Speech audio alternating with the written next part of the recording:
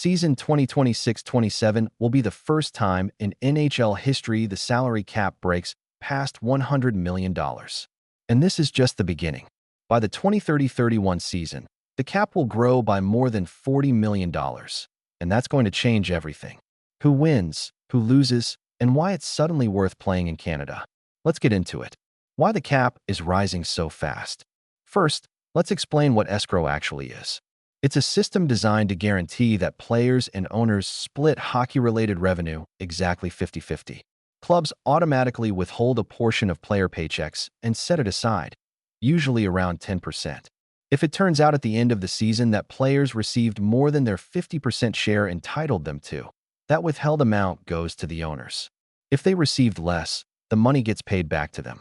Because of the pandemic and the loss of gate revenue, escrow was enormous in recent years. Players lost tens of percent of their pay.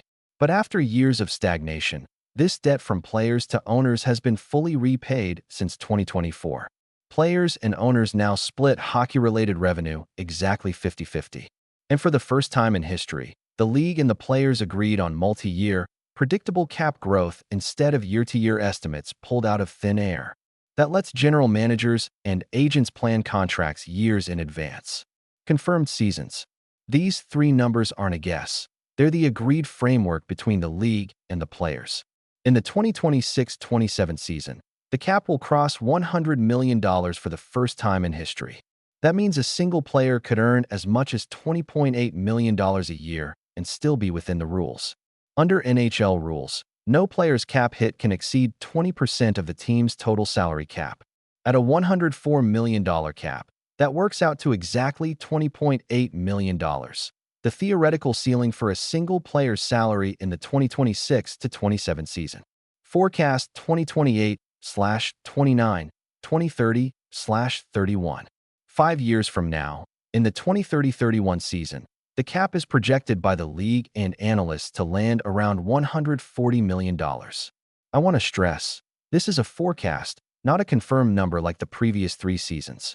But if the estimate holds, that's a jump of nearly $45 million compared to this season, an increase of more than 45%. For comparison, the cap has never grown this fast in NHL history. Engines of growth. For main engines behind this growth. First, escrow is balanced.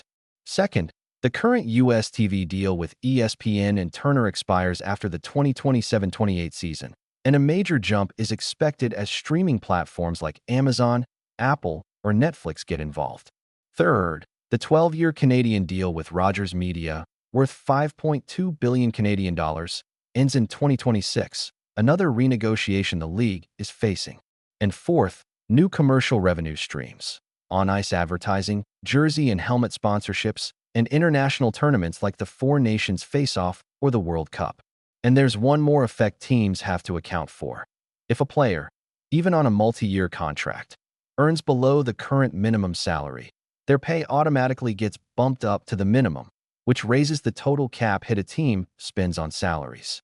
So the growing cap doesn't just put pressure on the big contracts, it pushes on the smallest ones too. NHL minimum salary. It's not just about the stars, the floor of the league is rising too. The NHL minimum salary will cross $1 million for the first time in history, as early as the 2029-30 season.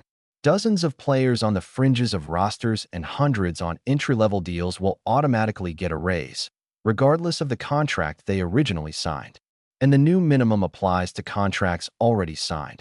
If a player's base salary falls below the new minimum, it gets bumped up automatically, which raises their cap hit too. Contract, Bowen Byram. Let's look at how this plays out on an actual contract. Bowen Byram signed a 6-year deal worth $12.5 million a year, running from the 2027-28 season. In year 1, that's 11% of the cap. 3 years later, in 2030-31, it'll be just under 9%. The dollar figure hasn't changed, but its real weight on the club's budget has dropped by a fifth. Contract, Leo Carlsson. This is the key moment of the whole video. Leo Carlsson signed for $18 million a year, and in the first year of the deal that's over 17% of the cap, a massive burden, the kind only absolute superstars carry. But in the final year of the contract, in 2030-31, it'll be under 13%. What looks like an expensive contract gradually turns into a bargain, without a single number on paper changing. Macklin's Celebrini, a new league record. And this exact week brought news that fits the theme of this video perfectly. Macklin's Celebrini, the 20-year-old San Jose Sharks forward, signed a 5-year deal worth $18.8 million a year, currently the highest annual salary in NHL history, edging out Leo Carlsson. The contract kicks in for the 2027-28 season and replaces his entry-level deal, which had a cap hit of under $1 million. Celebrini, percent of cap over time. In the first year of the deal, that's over 16.5% of the cap, a figure that comes close to Alexander Ovechkin's historic high from 2008. And just like with Carlsson, the same logic applies. The faster the cap grows, the less Celebrini's contract will hurt San Jose's budget. So now let's step into the history books and compare where Celebrini's percentage of the cap stands against two legends, Alexander Ovechkin and Sidney Crosby. Historical context. Ovechkin. To put these numbers in historical context, here's what the most famous long-term contract of the last decade looked like. Alexander Ovechkin signed for 13 years, and in year one it took up just under 17% of the cap. 12 years later, at the end of the deal, it was down to just under 12%. But for him, the cap grew far more slowly than it does for today's players.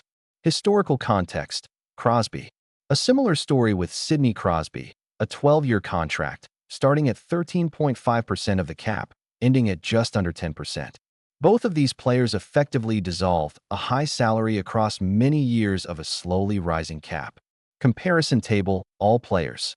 When you line it all up side by side, you can see that today's stars like Carlsson or Celebrini are entering their careers carrying a burden that matches the absolute peak Alexander Ovechkin ever hit on the cap. The difference is that their cap will grow much faster than it did for Ovechkin or Crosby, so their contracts will pay themselves down in 5 years, not 12. Key takeaway: the edge of strong markets.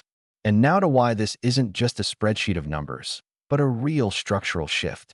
As long as the cap was low and grew slowly, almost every team could realistically fill it to 100%. The gap between a rich club and a poor one wasn't that noticeable. Now, with the cap rising by 8 to 10 million a year, that's changing. Not every owner is willing or able to keep raising their budget by tens of millions to keep pace with the cap. The result: teams from strong markets with wealthy owners, New York, Toronto, Los Angeles, Dallas, will pull further and further ahead. Not because the rules favor them directly, but because they're the only ones who can actually use the cap to its full potential, year after year. And it's not just about the ceiling. Along with it, the so-called cap floor is rising too. The minimum amount every team is required to spend on player salaries. So the rise in payroll spending won't spare anyone, not even the least spendy clubs. The tax dimension: Canada versus USA. On top of that comes another factor: taxes. A player in Canada, say in Toronto or Montreal, pays a noticeably higher tax on his earnings than a player in Florida, Nashville, or Dallas, where the state collects no income tax at all. Until now, this gap was partly masked by the fact that the cap was low and most teams couldn't reach it anyway. But as the cap grows, that's flipping. Teams from tax-friendly states, which will also want and be able to use the full cap, get a double advantage: lower taxes for the player and enough money to actually fill the cap. That combination is going to play an increasingly big role in where top free agents choose to go. Bonus: more insider notes. A few more insider notes to wrap up. Agents today negotiate based on a percentage of the cap at the time of signing, not the raw dollar figure, because they know the cap is going to grow. That's why stars sign for such a high percentage right at the start. It's a bet on future growth. The cap floor, the lower spending limit, rises at the same pace as the ceiling, going from $70.6 million to $140 million over 5 years. Even a team looking to save money will have to spend more and more just to hit the minimum. And there's a risk here too. The entire forecast beyond 2027/28 rests on the expected growth of TV rights and the new Canadian deal with Rogers. If those contracts don't get signed on terms as favorable as expected, the cap's growth could slow down. The new CBA also caps contract length at 6 to 7 years, so 13-year deals like Ovechkin's won't happen again. OUTRO. To sum up, According to current projections, the NHL salary cap should grow by more than 40% over the next 5 years. But I want to stress, this is still just an estimate, not a confirmed number. The real increase could easily end up higher or lower. It all depends on how the new TV deals in the US and Canada get signed.